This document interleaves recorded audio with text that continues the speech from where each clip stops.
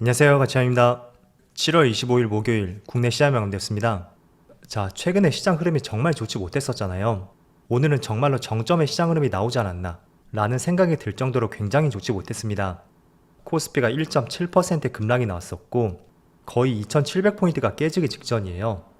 그리고 코스닥은 오늘 800포인트가 깨졌었고 2% 급락이 나왔습니다. 그리고 코스피 상위 종목들을 보면 오늘 가장 눈에 띄는 것은 SK 하이닉스였죠. 실적 발표가 굉장히 좋게 나왔음에도 불구하고 오늘 9% 가까운 폭락이 나왔었고 또 삼성전자도 2% 가까운 급락이 나왔습니다. 그리고 2차원지 관련주들 이쪽은 상대적으로 오늘 좋은 흐름이 나왔었고요. 그리고 최근에 티몬 사태가 있잖아요. 그래서 반사 수에 대한 기대감으로 네이버가 3% 이상의 빨간불이 들어왔습니다. 그리고 코스닥도 에코프로 그룹주를 제외하면 전체적으로 많은 종목들이 급락이 나왔습니다. 그래서 오늘은 굉장히 어려운 시장이었고요. 그리고 이어서 코스피의 수급을 살펴보겠습니다. 최근에 외국인의 매도세가 계속 나왔었잖아요. 오늘은 최근에 매도 물량보다 훨씬 많은 순매도가 나왔었고 6,700억의 순매도가 나왔습니다. 그리고 기관도 1,500억의 순매도가 나오면서 합계 약 8,200억 정도 굉장히 많은 순매도가 나왔습니다. 코스닥도 외국인의 1,000억이 넘는 순매도가 나왔었네요. 그리고 삼성전자 오늘 2% 가까운 급락이 나왔지만 외국인의 소폭의 순매수가 들어왔었고 기관만 나홀로 많은 순매도가 나왔습니다. 오늘은 1,500억 정도 되죠. 이어서 오늘 폭락이 나왔던 SK 하이닉스 반대로 기관은 순매수가 들어왔지만 외국인은 7,000억이 넘는 많은 순매도가 나왔습니다. 그래서 본격적으로 순매도가 나왔던 7월 17일을 기준으로 본다면 7월 17일 외국인이 그 기간 동안에 1조 7천억의 순매도가 나왔습니다. 정말 어마어마한 물량이네요. 그리고는 급락장에서도 빨간불이 들어왔었던 네이버 이틀 연속으로 기관과 외국인의 순매수가 들어오고 있고 또 삼성 SDI도 3%의 빨간불이 들어왔어요. 최근에 기관과 외국인의 수급이 굉장히 좋지 못했다면 오늘은 웬일인지 양매수가 들어왔었네요. 자, 그럼 이어서 주체별 매매 동향에 대해서 살펴보도록 하겠습니다.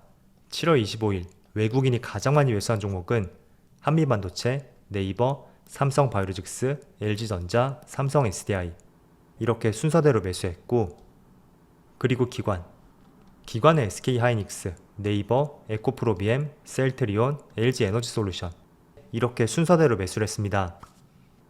자, 이어서 해외 증시를 보겠습니다. 어제 미국 증시는 지금 나스닥 지수를 보시는 것처럼 전체 시장이 모두 폭락의 연속이었습니다. 나스닥은 3.6%의 폭락이 나왔었고 그리고 S&P 500도 마찬가지로 2.3% 급락이 나왔습니다. 또 다우지수도 1.2% 급락이 있었고 반도체 지수는 무려 5.4% 폭락이 나왔습니다. 그래서 전날에 반도체 지수가 좋지 못했었고 그 때문에 오늘도 국내 반도체 관련주들 유난히 시장 흐름이 좋지 못한 것 같습니다. 그리고 추가적으로 아시아 증시를 보면 니케이도 2.8% 급락이 나오고 있고 대만 증시는 오늘 휴장이더라고요. 그리고 중국 증시는 그나마 선방을 해서 0.4%의 약세름이 나오고 있습니다. 자, 우선은 제가 어제도 말씀을 드린 것처럼 지금 시장은 너무 복잡하게 생각할 필요가 없습니다. 예를 들어 트럼프 이슈라든지 그리고 해리슨 부통령의 여론조사가 트럼프를 앞섰다 이런 이슈라든지 또 기업들의 실적이 좋던 좋지 못하던 그거는 그렇게 중요한 것 같지가 않습니다. 지금은 단지 국내 시장도 마찬가지고 또 미국 시장도 마찬가지로 어느 정도의 차익 매물을 내놓기 위한 위치라고 할 수가 있고요. 그 차익 매물이 얼마나 나올지 모르겠습니다. 어쨌든 그런 부분이 어느 정도 마무리가 될 때 시장은 지난 4월처럼 적당한 위치에서 횡보 과정을 거치고 다시 또 이렇게 올라갈 수가 있을 거예요. 그래서 어제 급락장을 보니까 못해도 7월 말까지는 크게 기대를 할 수 있는 시장 흐름은 나오지 않을 것 같고 아무래도 지금보다는 8월 시장을 한번 기대를 해봐야 될 것 같습니다. 그래서 지금은 너무 재료 하나에 민감하게 반응하지 마시고요. 충분히 차익 매물이 나올 수가 있으니까 그 끝자락이 어디쯤이 될지 이런 부분에 조금 더 포커스를 맞춰보시면 좋을 것 같습니다. 그래서 코스피를 두고 말씀드리면 제가 지난주와 이번주 초에 한번 말씀드렸을 거예요. RSI 지표상으로 봤을 때는 2700포인트 초반쯤 그쯤에 121선이 위치해 있고 아마도 그쯤 부근에서는 저점을 다지지 않을까 이런 말씀 드렸습니다. 그런데 지금의 위치라든지 또 RSI 지표의 위치를 봤을 때도 저는 개인적으로 한 번에 더 하락이 나오고 나서 그때 어쩌면 반등이 나올 가능성이 있다고 생각이 되고 그 위치는 아마도 2690포인트라든지 2680포인트 정도 심리적인 저항선이 2700포인트가 깨졌을 때 그때 한 차례 또 투매가 나올 수도 있고 또 RSI 지표를 보면 지금은 35포인트 정도 위치하고 있죠. 그래서 한 차례 더 눌릴 가능성이 있다고 생각이 돼요. 그리고 개인들의 심리적인 지지선 2700포인트가 오히려 깨졌을 때 그렇게 될 경우에 조금 더 긍정적으로 보시고요. 제 생각과 달리 여기를 저점으로 해서 또 반등이 나올 수도 있습니다. 또 반대로는 하락폭이 더 크게 나올 수도 있겠죠. 하지만 저는 어디까지나 확률적인 측면을 말씀드리는 것이고요. 과거 많은 사례들을 보더라도 RSI 지표가 30포인트를 터치했을 때는 정말 높은 확률로 시장에 큰 반등이 나왔습니다. 다 마찬가지였죠. 이때도 마찬가지고, 물론 이때는 약했지만 이 당시에는 강하게 반등이 나왔고, 또 이때도 마찬가지였습니다. 그래서 지금 위치도 그렇게 나쁜 위치는 아니라고 생각이 되고, 조금은 스윙 관점으로 투자할 수만 있다면 개인적으로 굉장히 매력적인 위치라고 생각이 돼요. 하지만 여러가지 가능성을 봤을 때는 어쩌면 한 차례 더 눌릴 가능성이 있는 만큼 정말로 한 차례 더 눌리게 된다면 저는 대표적으로 낙폭이 컸던 기술주 있죠. 특히 하이닉스라든지 또 삼성전자 이런 종목들을 보다 긍정적으로 볼 것 같습니다.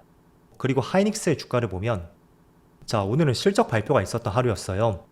그런데 7% 급락이 나고 있는 것은 특별히 실적적인 부분에 문제가 있었던 것은 아니에요.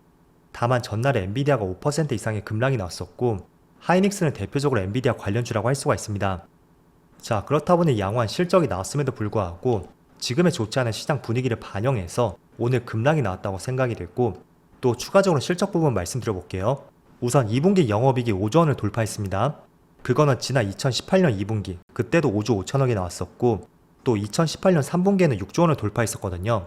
그래서 6년 만에 5조 원대의 영업이익을 넘겼다고 할 수가 있고, 이런 부분을 봤을 때는 굉장히 긍정적인 실적이 나왔다는 거예요. 또 컨퍼런스 콜에서는 HBM3 5세대 모델이죠. 12단 HBM3를 3분기부터 양산할 것이고 4분기부터는 본격적으로 공급할 것이라는 이런 언급도 있었습니다. 그래서 지금의 실적이라든지 앞으로의 가능성 그런 것도 모두 다 기대가 되는 상황이거든요. 하지만 제가 중반부에 말씀드린 것처럼 지금은 트럼프 이슈가 어떻고 또 실적이 잘 나오고 못 나오고 그게 그렇게 중요한 시점은 아닙니다. 단지 메이저 세력들의 수급들이 빠져나갈 수 있는 타이밍과 위치가 되었기 때문에 오늘의 급락이 나오는 것이라고 이해해 보시고요. 어떤 실적적인 부분이라든지 앞으로의 성장 가능성 그게 절대적으로 훼손된 것은 아닙니다.